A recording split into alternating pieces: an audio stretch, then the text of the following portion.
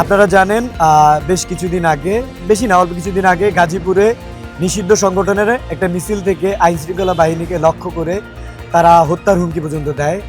আমরা সেই সকল নিষিদ্ধ সংগঠনের নেতাকর্মীদেরকে উদ্দেশ্য করে বলতেছি, আপনারা আপনাদের স্পর্ধা লিমিট করবেন না। বাংলাদেশ জাতীয়তাবাদী ছাত্রদল সহ ক্রিয়াশীল সকল সংগঠন, এই নিষিদ্ধ সংগঠনকে রুখে দেওয়ার জন্য আমরা বেসরকারি বিশ্ববিদ্যালয় ছাত্রদল এবং জাতীয়তাবাদী শক্তি রাজপথে আছে এবং আমরা তা প্রতিহত করে দিব ইনশাআল্লাহ। যারা চোরাগুপ্তভাবে মিছিল করতেছে এবং জনমনে বিভ্রান্ত সৃষ্টি করার জন্য তারা এমন পরিমাণে বেশভূষা ধারণ করে মানুষ দেখে আতঙ্কিত হয়। তো যাই হোক, আমরা সেই নিষিদ্ধ সংগঠনের তারা যেন স্পর্ধা না দেখাতে পারে, আমরা বেসরকারি বিশ্ববিদ্যালয় ছাত্রদল রাজপথে আছি এবং তাদের এই অরাজকতা এবং নাশকতা রুখে দেওয়ার জন্য আমরা বেসরকারি বিশ্ববিদ্যালয় ছাত্রদল গত কয়েকদিন যাবত এবং আগামী 30 তারিখ পর্যন্ত আমরা রাজপথে থাকব।